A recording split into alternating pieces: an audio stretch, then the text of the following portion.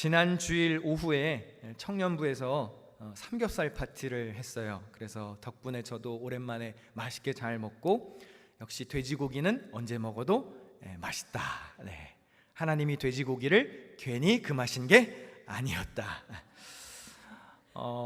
젊은이들이 활기차게 모이고 또 이렇게 화기애애하게 지내는 모습을 보니까 저도 덩달아 마음이 훈훈했습니다. 또 보니까 이제 청년부 안에서 아주 바람직하게 연애하는 커플들도 이렇게 몇 있더라고요. 저는 교회에서 연애하는 거를 권장하는 목사입니다. 저도 교회에서 연애해서 결혼을 했고, 또 여러분의 자녀들이 할 수만 있으면 교회 안에서 연애할 수 있기를 바랍니다. 밖에서 데려오면 더 좋고요. 네. 그렇지만 이왕 만날 거라면 한 교회에서 신앙생활하며 같이 자란 친구들을 만나면 제일 좋습니다. 아들이 있으십니까? 여자친구와 사귀시기를 바랍니다. 딸이 있습니까? 남자친구와 연애해야 합니다. 아멘 크게 해야 돼요. 이거 되게 중요한 거예요. 여러분의 아들이 갑자기 어느 날 남자 손잡고 와서 나 사귀어요 이러면 진짜 골치 아파지는 거예요. 아들은 여자와 딸은 남자와 연애하되 믿음을 가진 사람과 만날 수 있기를 바랍니다. 여러분의 자녀들이 좋은 만남의 축복이 있어야 합니다. 그러려면 교회 안에서 찾는 게 제일 좋습니다. 사람은 사랑하는 사람과 함께 있고 싶어 합니다. 사랑하면 가까이 하고 싶고 같이 시간을 보내고 싶어지죠. 마찬가지입니다. 우리가 신앙생활할 때 하나님을 진심으로 사랑한다면 하나님과 가까이 있고 싶어지고 하나님의 뜻이 담긴 말씀을 사모하게 됩니다. 하나님을 사랑하면 반드시 뒤따라와야 하는 행위가 있습니다. 우리 요한일서 5장 3절 다 같이 읽겠습니다. 시작. 하나님을 사랑하는 것은 이것이니 우리가 그의 계명들을 지키는 것이라. 네, 여러분 하나님 사랑하십니까? 다시 한번, 하나님 사랑하십니까? 그럼 반드시 뒤따라와야 하는 행위는 그의 계명을 지켜야 하는 겁니다. 오늘 본문에 보니까 시편 저자가 이렇게 고백합니다. 내가 주의 법을 어찌 그리 사랑하는지요, 내가 그것을 종일 작은 소리로 읊조리나이다. 여러분의 고백 되시기를 축원합니다. 아는 만큼 누리는 예배라는 책을 기초로 예배에 관한 말씀 전하고 있습니다. 오늘은 예배의 가장 핵심적인 구성 요소라 할 수 있는 말씀에 대해 전하겠습니다. 본문 시편 119편은 율법시라고 분류되는 시입니다. 히브리어로 토라인데요, 보통 한글 성경에서는 이 토라라고 하는 단어가 율법으로 번역됩니다. 그렇지만 율법이라는 단어보다 더 넓은 포괄적인 의미를 가지고 있습니다. 가르침, 교훈이라는 뜻이 있습니다. 그러니까 시편 119편은 하나님의 가르침, 하나님의 교훈을 찬양하는 시입니다. 시편 119편은 성경에서 가장 깁니다. 몇 절까지 있습니까? 네, 176절까지 있습니다. 시편 119편이 왜 이렇게 길까요?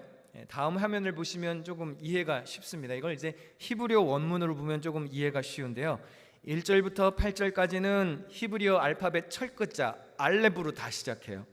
9절부터 16절까지는 알파벳의 두 번째 글자로, 17절부터 24절은 세 번째 알파벳으로, 이렇게 순서대로 22개의 알파벳이 순서대로 8절씩 나옵니다. 그래서 이거를 알파벳 시라고 부릅니다. 그러면 22개의 알파벳을 8절씩 썼습니다. 그럼 22 곱하기 8은 176절인 것이죠. 이렇게 연을 만들어서 하나님의 말씀을 노래하는데요, 여러분 성경책 한번 보시겠어요? 1절 앞에 동그라미 문단 표시되어 있지 않나요? 9절 앞에도, 저를 쳐다보시면 없고요, 여러분의 성경책에 9절 앞에도 동그라미로 문단 표시가 되어 있죠. 17절 앞에도. 자기 성경책을 사모하셔야 합니다, 여러분. 이게 괜히 되어 있는 게 아니라 그 8절씩 다 이렇게 알파벳으로 적혀 있다는 뜻입니다. 그리고 거의 모든 절에 히브리어 단어 토라가 등장합니다. 여러 가지 다른 번역으로 해석이 되었습니다. 율법, 증거, 주예도, 법도, 율례, 계명, 의로운 판단, 말씀, 교훈, 규례, 주의 법, 이렇게 토라를 다양한 언어를 가지고 표현했습니다. 왜 그렇게 했을까요? 그만큼 하나님의 말씀이 완전하고 흠이 없다는 것을 표현한 겁니다. A부터 Z까지 그러니까 히브리 알파벳 알렙부터 끝 글자인 타우까지 하나님의 말씀은 빠짐도 없고 모든 것이 완전하고 아름답다라는 의미입니다. 이렇게 완전한 하나님의 가르침은 우리를 지혜롭게 합니다. 오늘 본문 98절에 보니까 주의 계명들이 항상 나와 함께하므로 그것들이 나를 원수보다 지혜롭게 한다고 그랬습니다. 또 99절에 보니까 내가 주의 증거들을 늘 읊조림으로 나의 명철함이 나의 모든 스승보다도 낫다고 그랬습니까? 청출어람을 이루는 길은 말씀의 사람이 되는 것입니다. 뿐만 아니라 100절에도 보니까 주의 법도들을 지킴으로 나의 명철함이 노인보다도 낫다고 했습니다.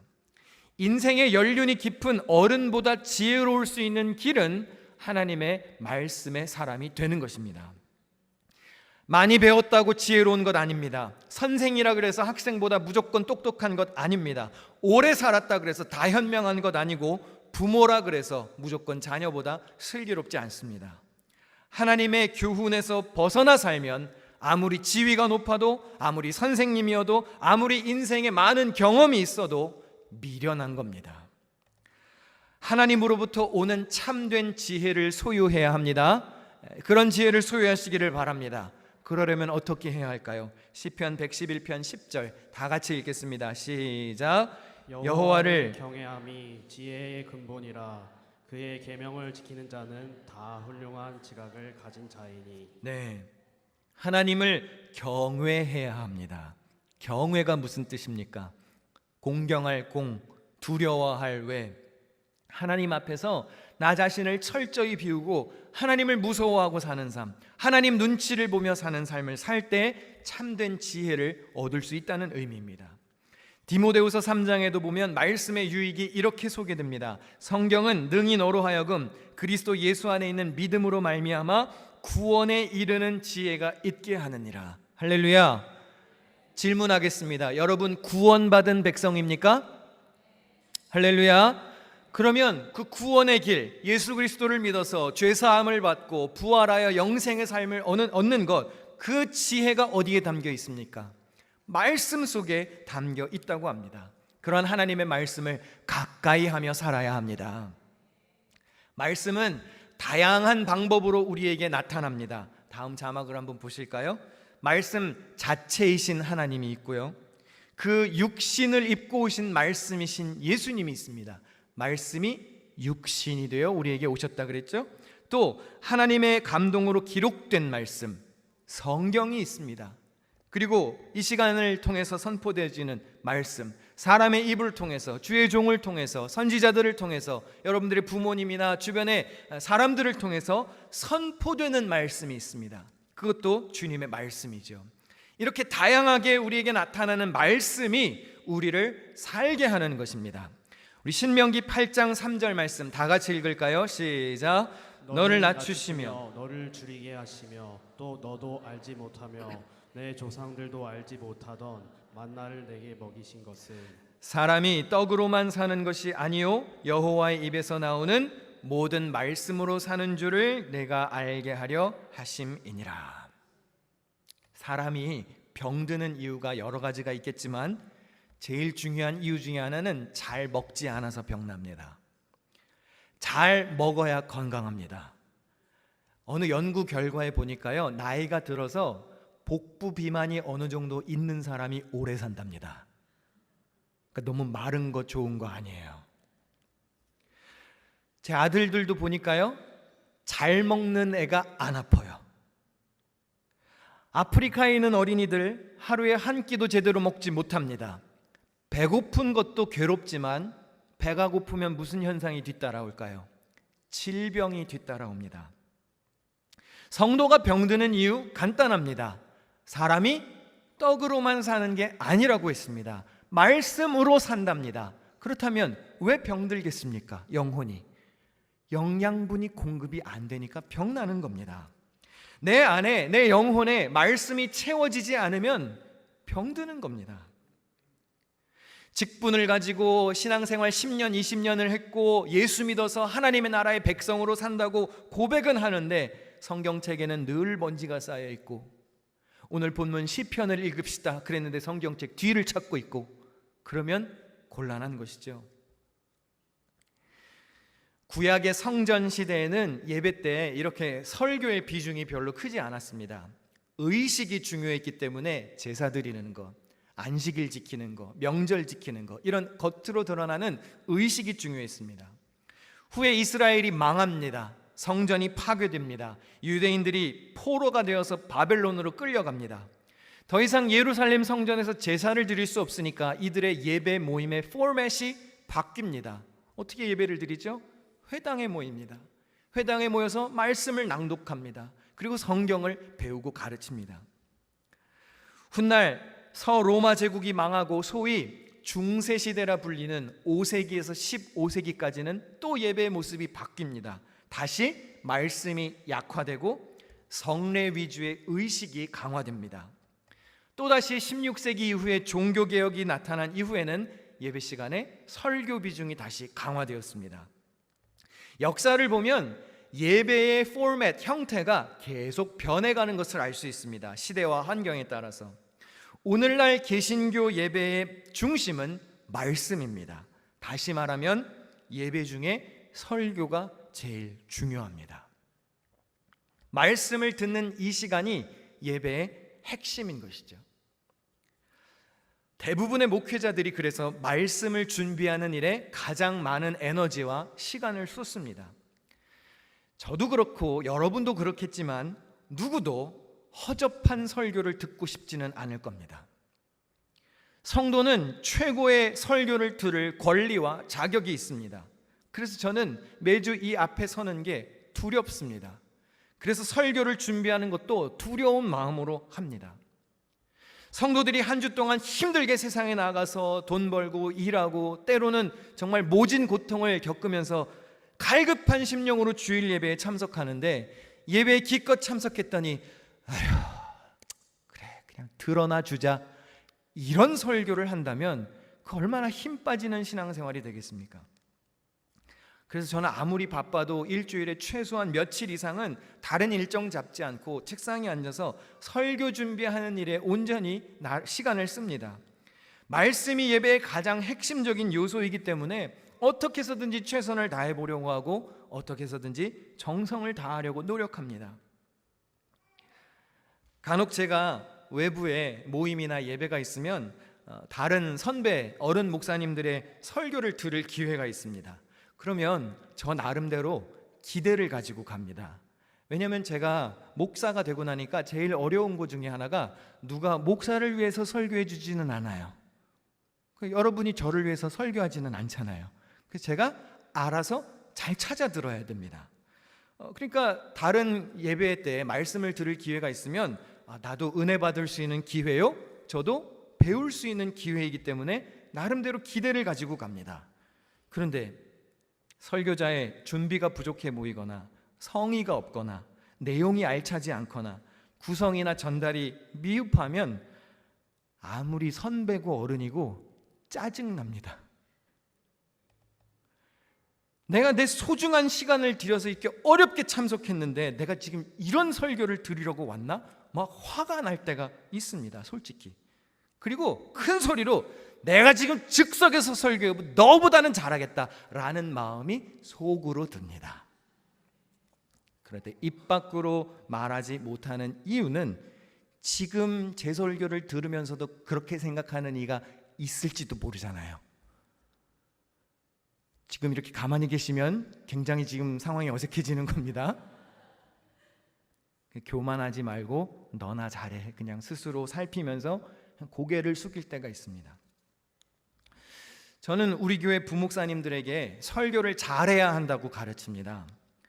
목사가 컴퓨터를 잘하고 음악을 잘하고 외국어를 잘하고 어떤 특별한 재주가 있는 것도 좋지요. 그런데 제가 목회하면서 보니까 목사는 결국 말씀을 잘 전해야 돼요. 아멘. 그리고 그 말씀이 그 사람의 인품으로 드러나야 돼요. 어떤 원로 목사님이 그런 말씀하셨습니다. 성도는 목사의 설교를 그의 삶과 함께 듣는다고 그랬어요. 제가 부목사님들, 사모님들에게도 그렇게 교육합니다. 당신 남편들의 설교를 모니터링 하셔야 합니다. 이상하게 설교하면 사모님이 지적해 주셔야 합니다.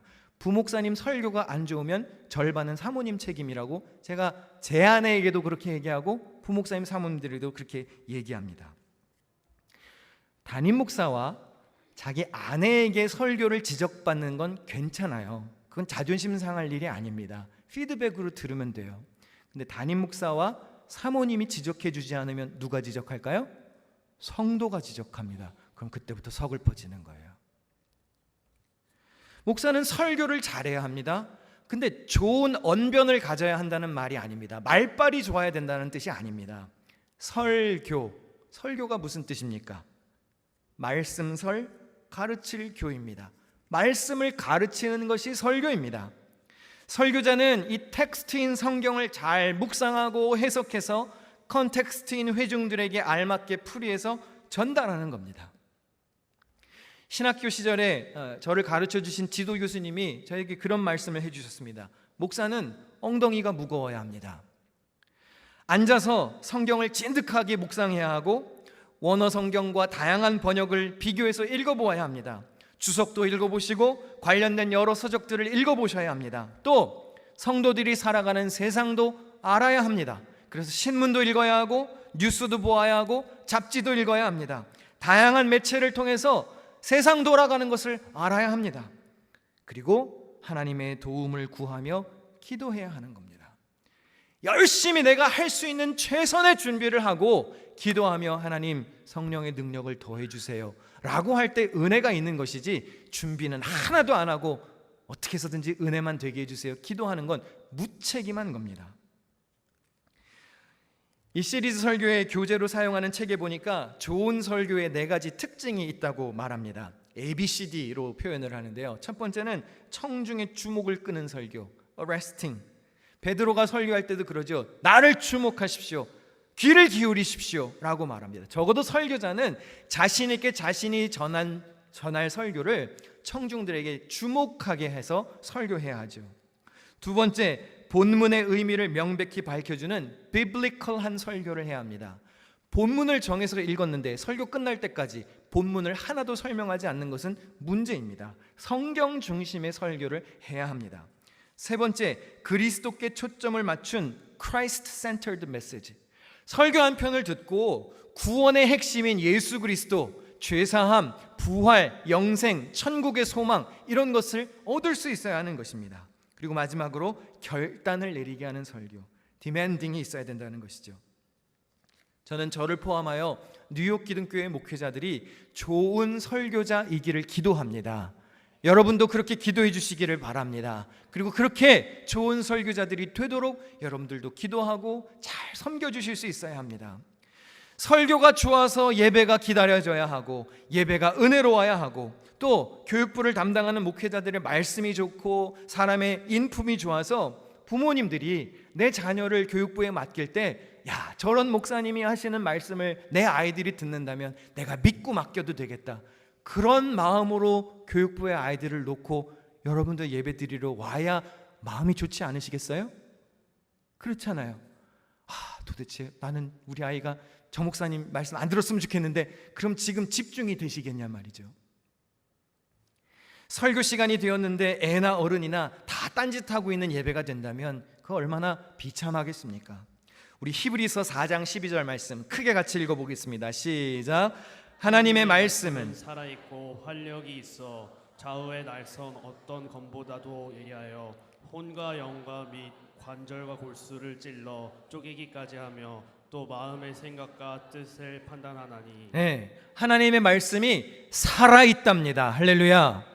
여러분은 지금 죽어있는 말씀을 듣는 게 아니라 살아서 활력 있는 말씀을 듣고 계시는 겁니다. 그 말씀은 어떠한 검보다도 예리하답니다. 에베소서 6장 17절에 보니까 성령의 검 곧 하나님의 말씀을 가지라고 했습니다. 말씀은 칼과 같습니다. 성령의 검이랍니다. 그러니까 말씀은 원래 찌르는 거예요. 이런 칼 가지고 뭐 하죠? 장난하나요? 낙서하나요? 찌르잖아요. 쪼개잖아요. 자르지요. 공격 무기입니다. 그래서 때로는 말씀을 듣다가 마음이 불편하기도 한 겁니다. 아프기도 한 겁니다. 왜 그렇죠? 말씀이 칼이니까 나를 찌르는 거거든요. 어떤 목사님이 설교하시면서 그런 말씀하시는 걸 들었습니다. 목사로 살면서 제일 힘들고 어려운 점이 자기가 설교한 대로 살지 못해서 힘들답니다. 그렇죠. 고성민 목사가 지금까지 설교했던 대로만 살았다면 저는 지금 천사가 되고도 남았겠죠. 근데 여러분도 마찬가지 아닙니까? 초신자가 아니라면 지금 최소한 설교를 몇 번은 들으셨을 거 아니겠어요? 한 100편 이상은 설교 들으셨죠? 100편이 뭐예요? 한 300편 이상은 설교 들으셨죠? 그렇죠. 제가 우리 교회에 부임한 이후 계속 신앙생활을 하셨다면 못해도 제 설교를 5년은 됐으니까, 그러면 5 곱하기 52주 하면은 못해도 200편 이상 제 설교를 들었을 거예요. 그럼 지금쯤 성인 군자가 되고도 남았어야 됩니다. 아니에요? 부끄럽기 짝이 없나요? 설교자나 듣는 자나 여전히 부족하지요. 그래도 매일매일 조금씩 나아져야 합니다. 어제보다 오늘 나은 그리스도인이어야 하고요. 여러분 분명히 작년보다 올해 더 성장하셨을 겁니다. 아멘을 하세요. 제 설교를 그래도 1년 내내 들으셨다면 요만큼은 성장했겠죠. 할렐루야. 빠꾸했으면 저는 이제 오늘 사표 써야 되고요. 말씀으로 설교자와 청중 모두 찔림을 받아서 결단해서 삶이 변화되어야 합니다. 달라지지 않는데 예배 드리는 게 무슨 소용이겠습니까? 설교는 예배의 중요한 순서입니다. 하나님을 경외하는 시간의 일부입니다. 말씀의 중심은 하나님이십니다. 그래서 설교 시간에 깨어 있어야 하는 겁니다. 집중하여 깨어있게 하소서, 악한 마귀 틈타지 못하게 하소서. 날마다 목회 기도할 때 기도하잖아요. 설교를 잘 듣는 경청하는 습관을 기르셔야 합니다. 오늘 집중 안 하고 딴청 부리면 다음 주에도 또 그럴 확률이 큽니다. 오늘 주보에 낙서하시는 분들 다음 주에 틀림없이 또 낙서를 하실 겁니다. 조는 사람은 늘 졸아요. 제가 자주 말씀드리잖아요. 남의 말 잘 경청 안 하는 것도 습관입니다. 습관. 잘 듣는 이들은요 대부분 매주 잘 듣습니다. 그럼 저는 딴짓하는 사람을 보고 설교할까요? 잘 듣는 이를 보고 설교할까요? 제가 왜 안 듣는 이를 쳐다보고 실망하면서 설교를 하겠습니까? 깨어 있어야 하는 겁니다. 설교는 영혼을 찌르는 시간입니다. 칼을 다루는 목사가 나태할 수 있겠습니까? 잘못하면 손 비는데. 말씀이 내 안에 들어오는데, 찔리려 들어오는데 잠이 옵니까? 찔리는데. 여러분 정신을 바짝 차리셔야 합니다. 깨어나시기를 축원합니다. 말씀은 찌르는 거예요. 근데 물론 찌르는 시간이기도 하지만 찌르기만 하면 아프잖아요. 그러고 나서 나가면 너무 괴롭겠죠. 그래서 설교는 찌르기도 하지만 잘 싸매고 위로하고 평안을 주는 시간이기도 합니다. 여러분 혹시 달달한 간식 좋아하시나요? 자주 드십니까? 너무 많이 먹으면 당나라 군대가 되죠. 어떤 분들이 그 당뇨 환자를 당나라 군대라고 하시더라고요. 단맛을 행복한 맛이라고 표현하더라고요, 요리하는 사람들이. 그럼 소금은 무슨 맛일까요? 소금은 생존의 맛. 소금은 생존해야 하고 단맛은 행복의 맛. 요리할 때도 착착 감기는 그 감칠맛이 있어야 자꾸 음식이 땡기잖아요. 저는 요리를 좋아하는데요. 제가 즐겨보는 요리 채널에서 예전에 그 흥미로운 실험을 하나 한 게 있어서 소개한 적이 있습니다. 이게 단맛을 내는 여러 재료들이 있죠. 설탕, 올리고당, 요리당 이런 것들이 있는데 이거를 순위를 매긴 실험이 있었어요. 뭐가 제일 달까요? 조청이 제일 달답니다. 그리고 꿀, 여러분 올리고당도 종류가 있는 거 아십니까? 재료가 달라요. 허연 게 있고 갈색인 게 있잖아요. 그 재료가 다른 거랍니다. 당도도 다르답니다. 아셨어요? 설교 시간에 이런 것도 알려주고 얼마나 좋은 교회예요? 앞으로는 올리고당을 잘 구분해서 쓰셔야 합니다. 자, 1위가 조청인데 이거 왜 보여드리냐면 시편이 기록된 구약 시대에 이스라엘 지역에 조청이 있었을 것 같지는 않습니다. 그러면 고대 사회에서 사람들이 가장 쉽게 생각할 수 있는 단맛은 뭐가 있을까요? 꿀일 거예요. 그래서 오늘 본문에서 시편 저자가 이렇게 고백합니다. 다 같이 읽어보실까요? 시작. 주의 말씀의 맛이 내게 어찌 그리 단지요 내 입의 꿀보다 더 단이다. 저자는 가장 당도가 높은 꿀보다도 하나님의 말씀이 더 달다고 고백합니다. 이스라엘에서는요, 아이들이 학교에 입학하면 교사가 꿀로 알파벳을 써서 이렇게 아이들에게 할게 만든답니다. 그래서 배우는 게 이렇게 달콤한 거야 라고 알려준답니다. 혹시 커피소년이라는 가수를 아시나요? 이 가수가 부른 당이 필요해라는 노래가 있는데 제가 아마 몇 해 전 예배 시간에 불러드렸던 것 같아요. 기억나세요? 당이 필요해? 모르세요? 그래서 준비했습니다.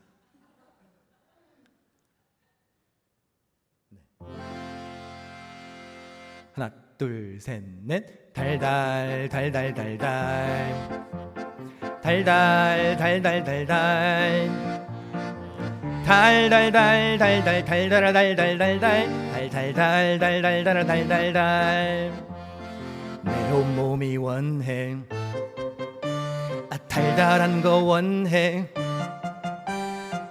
모든 번뇌 괴로움 한 번에 종식시킬 네 이름은 당이 필요해 내 사랑도 말고요 내 마음속에 몽고 반점 당으로 뺄 거야. 이것 불러드린 거 기억나세요? 안 나요? 이제 앞으로 설교를 3년치만 준비해서 매년 돌려도 아무 문제가 없다는 것을 여러분들이 증명시켜 주셨습니다.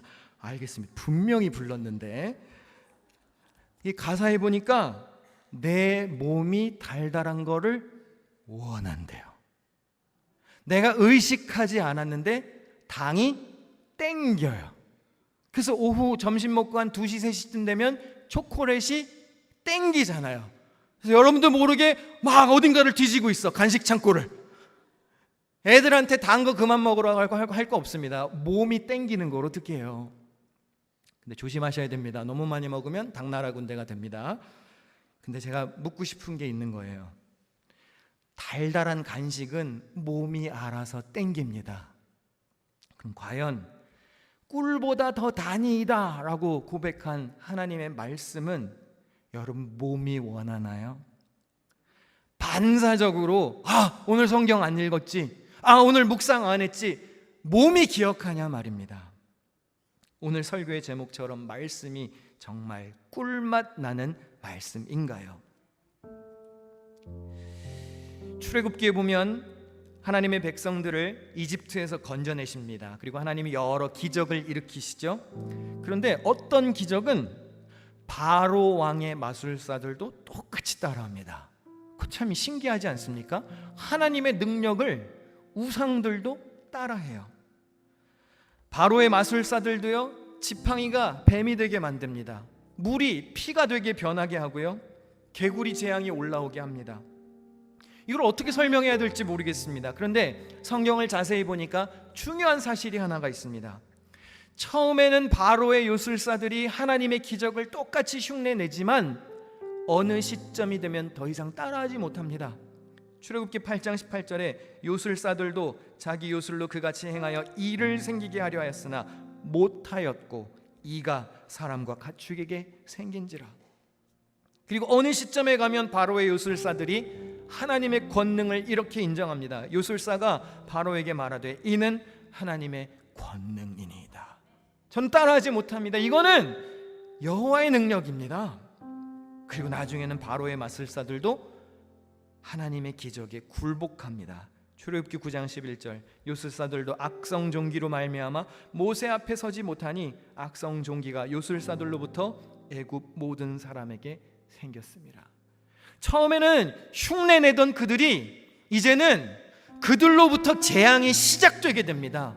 악성 종기에 빠져서 이집트의 모든 백성들이 하나님의 기적 앞에 굴복합니다. 진짜 능력은 잠깐 나타났다가 사라지지 않습니다. 가짜는 잠깐 그럴듯할 수 있습니다. 그런데 잠깐 보이는 가짜 능력은 짧은 시간이 지나면 전문 용어로 뽀록 납니다. 가짜처럼 사는 크리스찬들 있을 겁니다. 예수님 아는 척, 교회 다니는 척, 직분도 받을 수 있고요, 입으로 신앙 고백도 할 수 있습니다. 자기가 천국 백성인 것처럼 매주 예배드리고 고백도 할 수 있습니다. 그런데 알기만 알고 마음속 깊은 곳으로 부활과 영생의 소망을 믿지 않을 수 있습니다. 예배는 잘 드리지만 주중의 삶이 엉망일 수도 있지요. 바로의 요술사들처럼 그냥 대충 좀 흉내내고 대충 그럴듯하게 모양과 구색 좀 갖추고 허접하게 좀 살다가 또 때우고 그럴 수 있습니다. 그런데 여러분, 언젠가는 뽀록 납니다. 가짜 신앙 탈로 납니다.